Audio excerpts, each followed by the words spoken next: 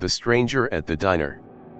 The neon sign of Millie's diner flickered in the early hours, casting red light across the rain-slicked asphalt. It was just past 3 a.m., the kind of hour when the town of Black Hollow turned silent, and the only souls awake were truckers on cross-country routes or loners nursing old regrets.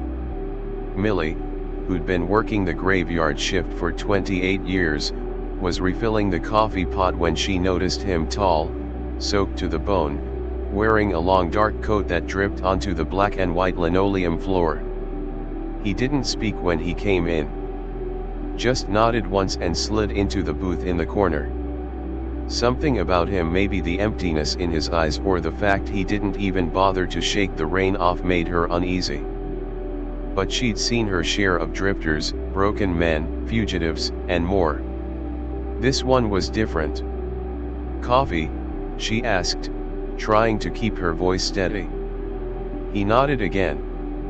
No yes, no please, no smile.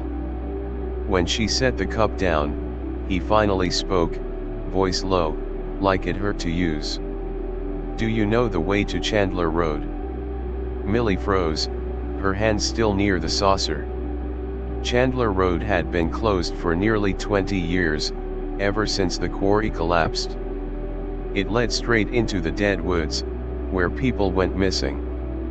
The kind of place even teenagers didn't dare explore anymore. "No one goes there," she said.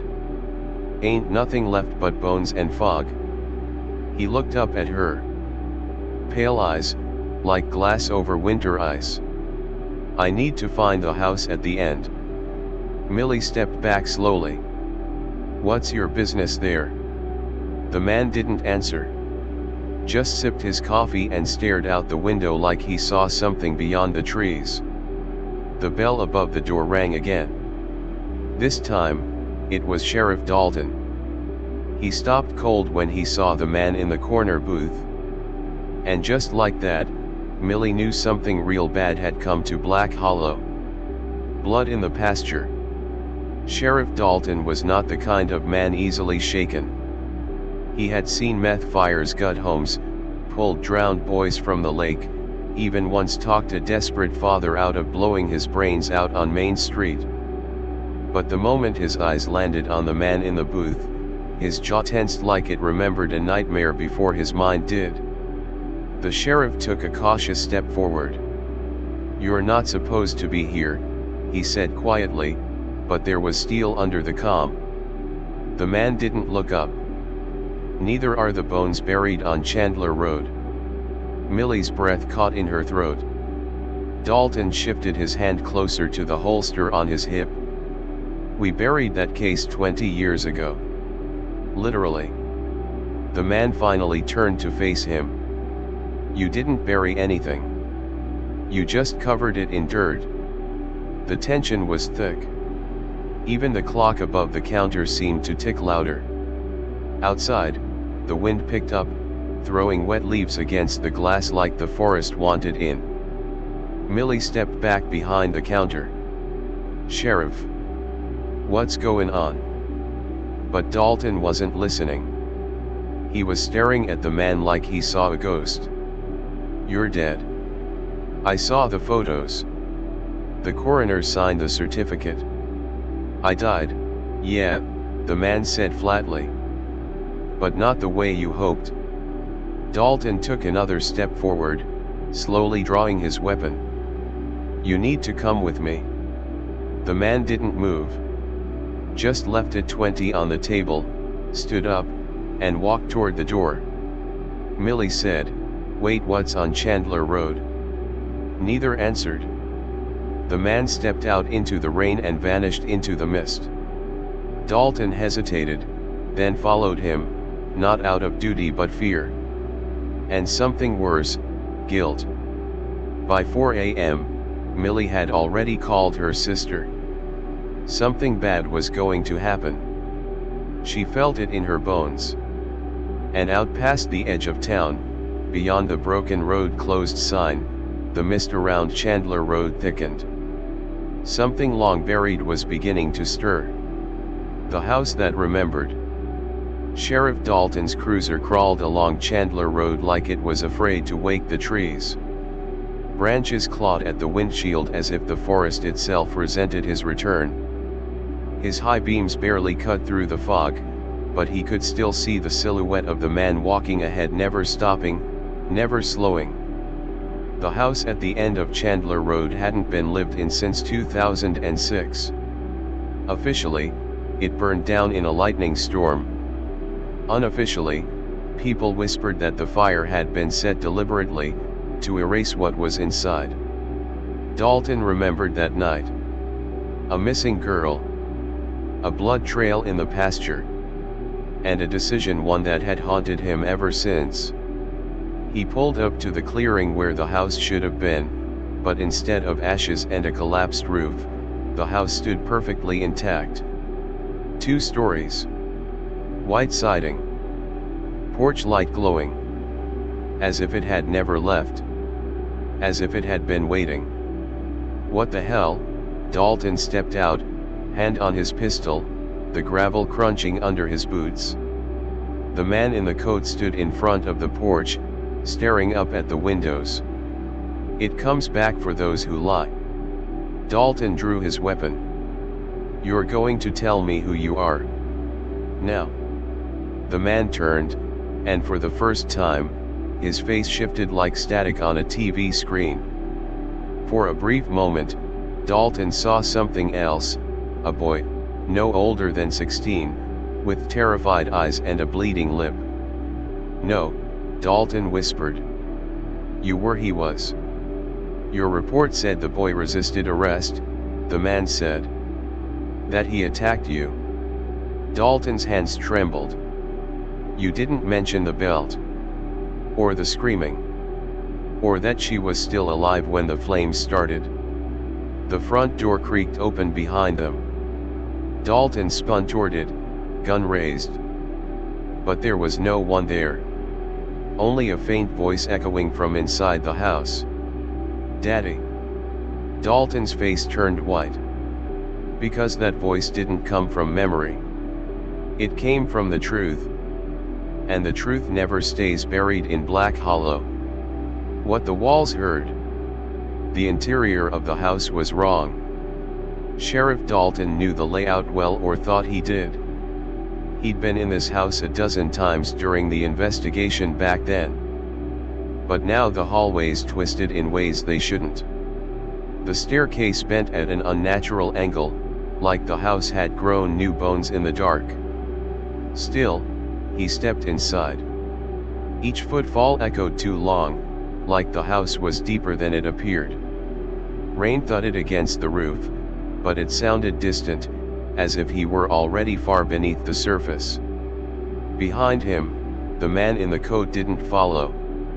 You were always good at pretending, Dalton, he said from the doorway.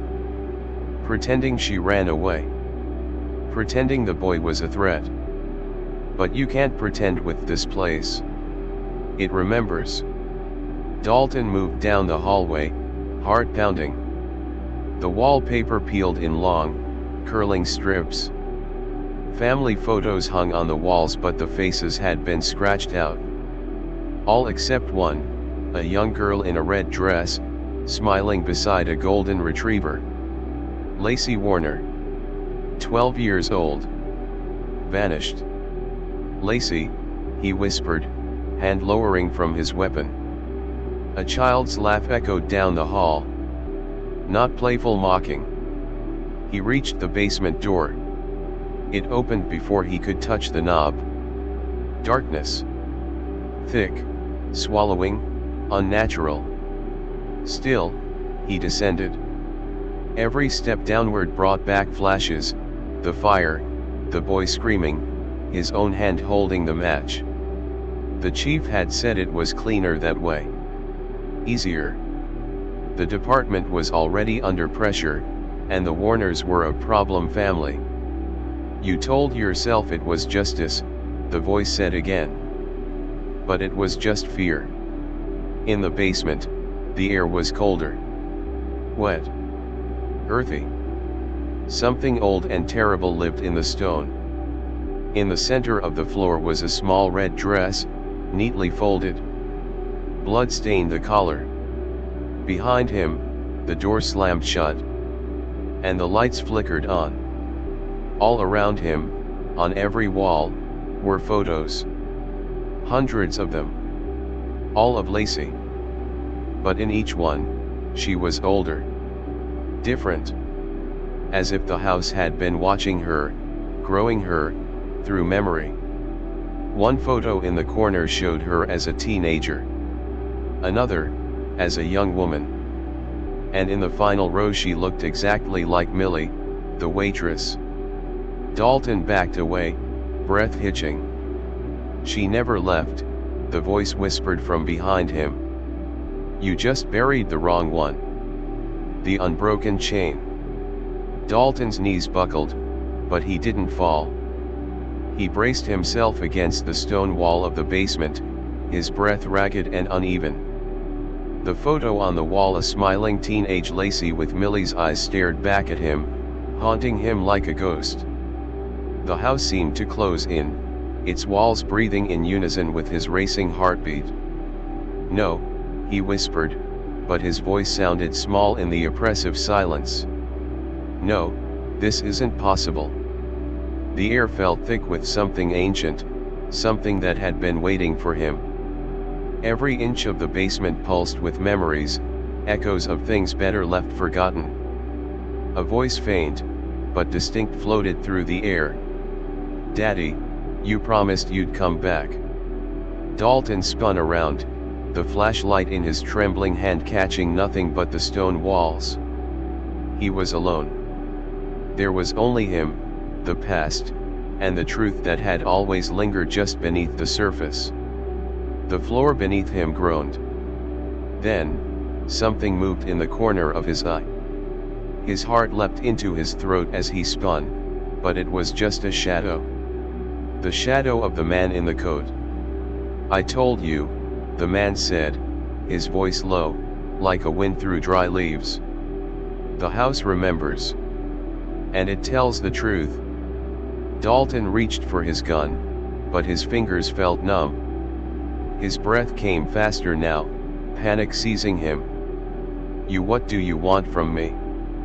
I want you to stop running, the man replied, stepping closer. Stop pretending you didn't do it. You buried her. You burned the wrong girl. No. Dalton's voice cracked, and for a moment, he was that young sheriff again, standing over a crime scene, trying to protect his department's reputation. Trying to protect himself. I didn't do it. It wasn't. You did it, the man interrupted, his voice almost pitying. You took Lacey's life, and you buried her in a lie. You made sure the wrong body was found, and you left her to rot here. And now, she's awake. Dalton stumbled backward, his mind reeling. This isn't real, this can't be real. But deep down, he knew it was. He could feel it, the house, the memory, the weight of his guilt pressing down on him like a vice. The walls of the basement seemed to shift, and suddenly, Dalton wasn't alone. There were faces in the shadows, dozens of them. Some were children, others were adults, their eyes hollow, staring at him with the same accusatory gaze. And in the center of them all stood Lacey. Her face was pale, her eyes wide and filled with a silent rage. Daddy, why did you let them take me? Lacey's voice was a whisper, but it echoed in Dalton's mind like a roar. He couldn't speak. His throat closed, and for the first time, he realized that the house wasn't just watching him. It was judging him. And the truth would never let him go. The man in the coat reached out and placed a cold hand on Dalton's shoulder. The past never stays buried, Sheriff. You should have known that. Dalton turned to him, his eyes wild. Tell me how to fix this. Tell me what to do. The man shook his head. There is no fixing it. There is only remembering. The basement door slammed open, and light flooded in. A figure appeared in the doorway. Millie. Dalton's heart skipped a beat. Millie's face was pale, her eyes wide with fear, but there was something else there, something that chilled him to the core. "Sheriff," she whispered, stepping forward.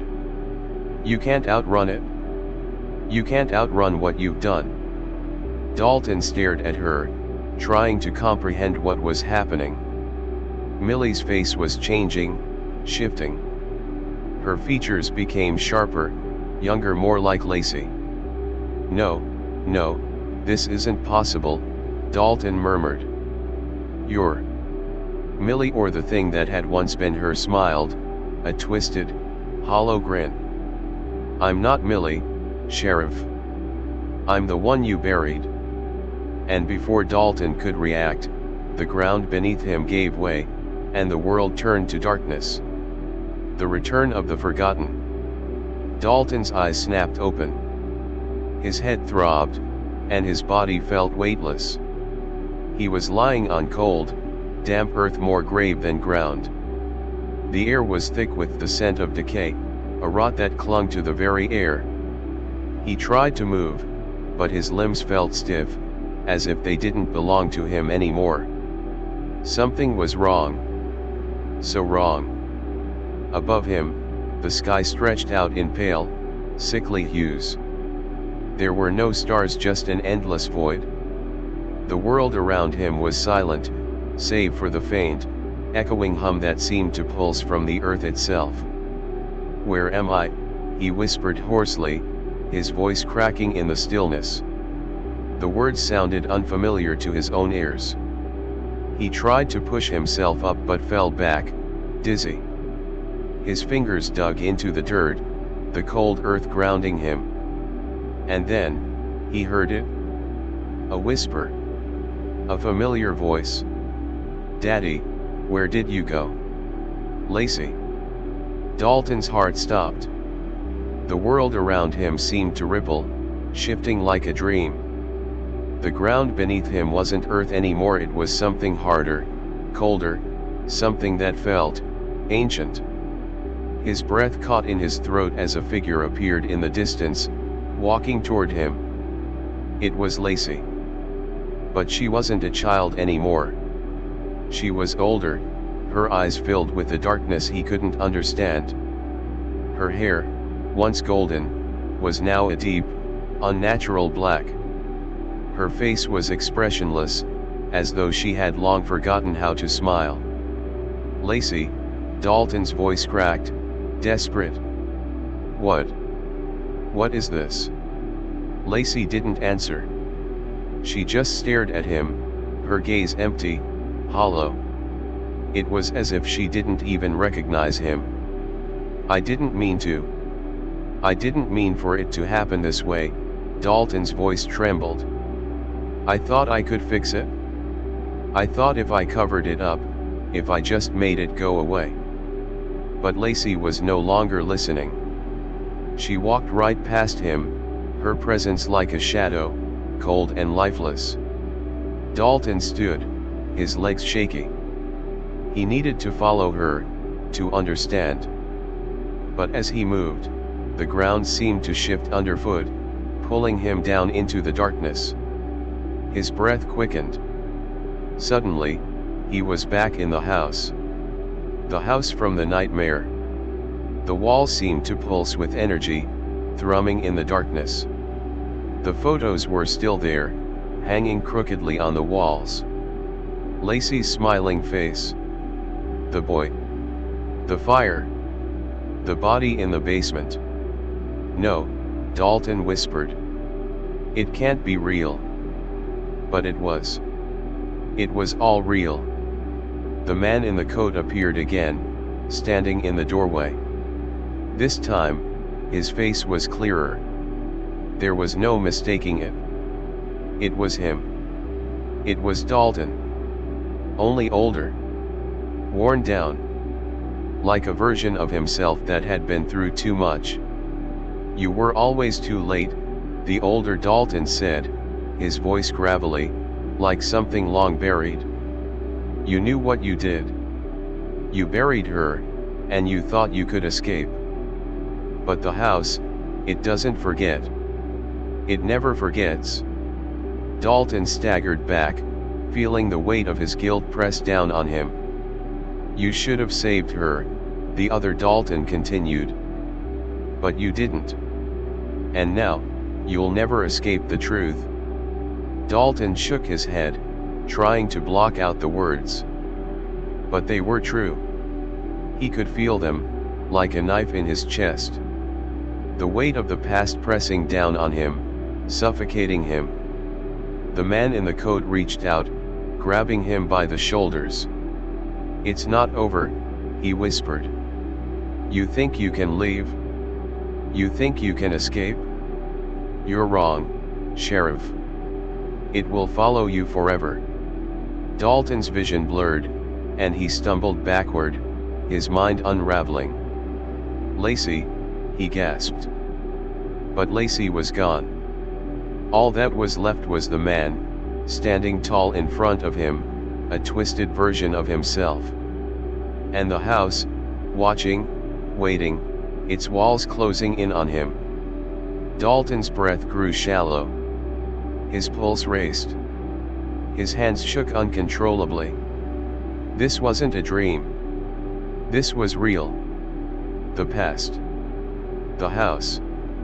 It was all real. You'll never escape, the man in the coat repeated. You'll never escape what you've done. And with those words, the house shook, its foundations groaning, and Dalton was pulled into the darkness. Dalton's eyes snapped open again, and he found himself standing in the middle of the street, the familiar small town around him now utterly unrecognizable. It was as if the world had been shattered and then hastily pieced back together. Nothing aligned, nothing felt right. He turned in a slow circle, taking in the broken down houses, the cracked pavement, and the faded signs. The air was thick with dust, and the sky above was the color of bruised flesh.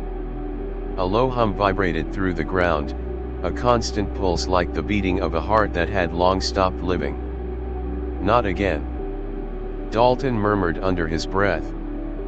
But there was no denying it. He was trapped once more, caught in the same nightmare that had haunted him for years.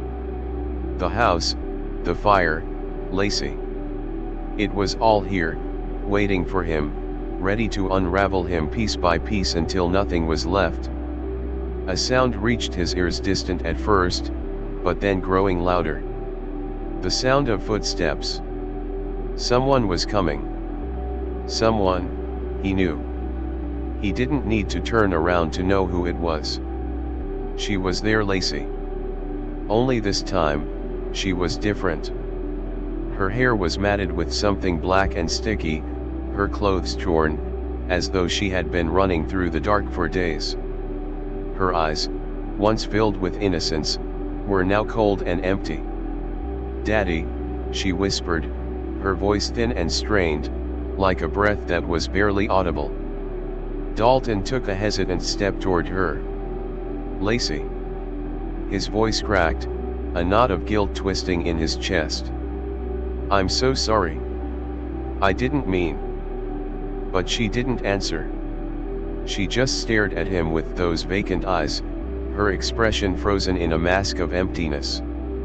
He reached out for her, but the moment his fingers brushed her arm, a sharp pain shot through his hand. It was as if something invisible had clawed at him from inside her, something dark and ancient, something that was keeping her from him. Lacey, he shouted, shaking her, desperate. But she didn't respond. Her body remained stiff and unmoving, her eyes staring ahead, seeing nothing. The world around him shifted again, like the ground was bending and warping beneath his feet. The street faded away, replaced by the cracked floors of the house, the very house where everything had started. The flames. The body. The secrets. It all came rushing back in a wave of horror. And then, she was there again, the figure in the black coat. The man who had haunted him for years. "You really thought you could save her?" the man's voice echoed from the shadows. "You're just like everyone else. You're too weak, too human to fix what's been broken." Dalton's heart thundered in his chest. "What do you want from me? I've tried. I've done everything. Everything." The man scoffed. "You're still trying to fix it? But you can't. She's gone. They're all gone. And it's your fault." Dalton staggered backward, his head spinning. "No, please, it's not my fault." The man stepped closer, his face twisted in a grim smile. "It's always been your fault. You didn't save her. You didn't save anyone." Dalton clenched his fists, the weight of guilt crushing him. I tried to make it right." "You can't. You never could," the man whispered, his voice cold. "And now, the house will take what it's owed. And it's not just your soul this time. It will take everything." Dalton's knees buckled beneath him as the room began to close in. The walls seemed to press against him, the shadows stretching out to consume him. The man in the coat was no longer just standing there, he was everywhere, his voice echoing in every corner, his presence suffocating. "You can't run from it," the man hissed, his voice a chorus of torment. "You can't outrun what you've done. What you've created. It will follow you forever, Dalton. Forever." Dalton screamed, a raw sound that tore through the air. He tried to move, to escape, but the house was no longer a house. It was a cage, and the walls were closing in faster and faster.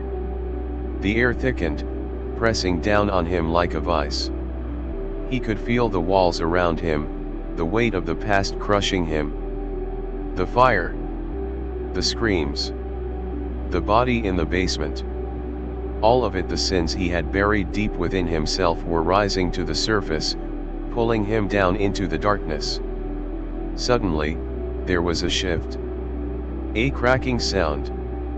The walls of the house seemed to tear apart, the air filling with the sound of splintering wood and stone. Dalton looked around in confusion, his head spinning. And then, from the depths of the shadows, he saw her. Lacey. But this time, she wasn't the girl he remembered. She was older, changed. Her face was twisted in pain, and her eyes were filled with hatred. She didn't speak. She just stared at him, her gaze burning into his soul. "You left me," she whispered. "You left me to die." Dalton reached for her, but the space between them seemed to grow wider and wider, an impenetrable distance. He wanted to say something, to apologize, but the words were trapped in his throat. His body felt numb, the weight of his guilt too heavy to bear. Lacey's figure began to fade, dissolving into the shadows. "I'll never forgive you," her voice echoed. "I'll never forgive you." Dalton collapsed to his knees, the weight of her words crashing over him like a tidal wave. The house was alive with the sound of his own suffering. He could feel it, creeping into every part of him, tearing him apart from the inside. "Please," Dalton whispered, his voice barely a breath. "I'm sorry." But the house didn't care. The man in the black coat didn't care. And Lacey was gone. The darkness consumed him. Whispers from Black Hollow, Part 8, The Final Descent. Dalton awoke with a gasp, his body jerking upright, heart hammering in his chest. He was back in his car, the engine idling, headlights cutting through the midnight fog. He looked around, disoriented, his breath coming in short bursts. For a moment, he thought the nightmare had been real. He almost welcomed the cold metal of the steering wheel against his hands, the familiar hum of the engine, the distant sounds of the outside world. It felt like an anchor, a brief escape from the horrors he had just endured. But there was no escaping this. The house was still out there. The shadowy figure in the coat, the whispers, the flames. They were all still following him, lurking just beyond the edge of his mind. He couldn't outrun them. Dalton reached for the door handle and stepped out into the night. The fog rolled thick around him, swallowing up everything. He stood there for a moment, gathering himself, before taking a shaky step forward. Everything felt wrong. The fog seemed to pulse, alive with its own energy. Every footstep he took seemed to echo, too loud, too hollow. The road ahead was a never-ending stretch of blackness, broken only by the faintest outlines of trees that loomed like silent sentinels. "Where is she?" he murmured to himself, almost pleading. He didn't know why, but the urge to go back to the house, to see if there was any shred of hope left, gnawed at him. Maybe he could make it right. Maybe he could undo the damage, free himself from the suffocating weight of guilt. But as he stood there, staring into the emptiness, he realized that he wasn't in control anymore. The house wasn't something he could fix. It wasn't something he could even understand. It was a force of its own, something ancient, something that existed before him, before his mistakes. Suddenly, a figure stepped out of the fog. Dalton froze, his heart skipping a beat. He knew this person. This was no stranger. It was the man in the black coat. "Stop running, Dalton," the man's voice came, cold and smooth, like venom sliding from the tongue. Dalton's fists clenched. "What do you want from me? You can't escape it. You can't escape yourself," the man said, stepping closer, his silhouette growing clearer in the mist. "It's too late for you. You already know that, don't you?" Dalton swallowed hard, the weight of his own weakness settling in. He had spent years thinking he could outrun his past, but now he realized the truth. There was no running. No redemption. I tried to make it right," Dalton whispered, his voice shaking. The man tilted his head, his expression unreadable. "It's not about what you've tried, Dalton. It's about what you've done. What you've allowed to happen." Dalton stumbled backward, his mind whirling. "What are you talking about? What do you mean?" "Lacey," the man said, his voice low, almost a growl. "The girl you failed to save. She's gone because of you." "No," Dalton shook his head, his breath coming faster. "No, I didn't." "You didn't save her," the man repeated. "You watched her die. You couldn't even protect your own daughter." The words hit him like a physical blow. His knees buckled beneath him, and he collapsed to the ground, his hands pressed to his face. I couldn't. The man's footsteps drew closer, each one punctuated by the weight of his words. "You couldn't because you were weak, Dalton. You still are. And now you'll pay the price for your failure." Dalton looked up, eyes burning with unshed tears. "Please.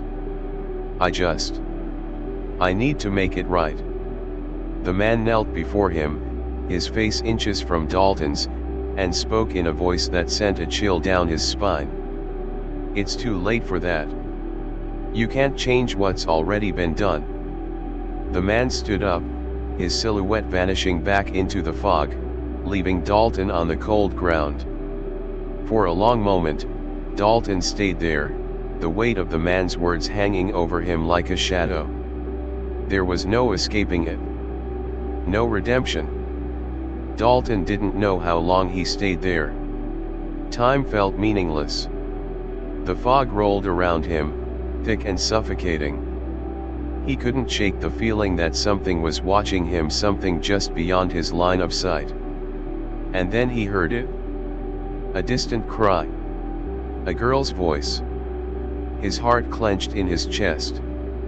He stood up, his body moving on its own. He didn't know where he was going, but he had to follow the sound.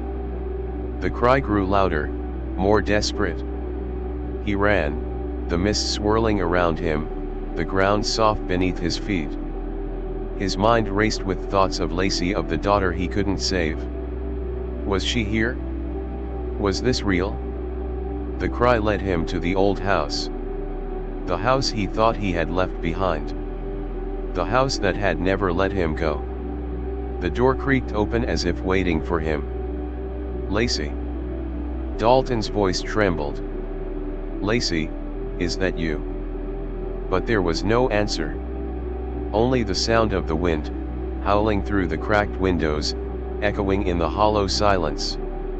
He stepped inside, his heart pounding in his chest. The house was different now. The walls were darker, the floorboards warped and cracked. The air was thick with dust, but it wasn't just dust, it was the smell of decay, of something long dead, festering in the corners. Dalton's breath caught in his throat. There, in the center of the room, was the figure of Lacey.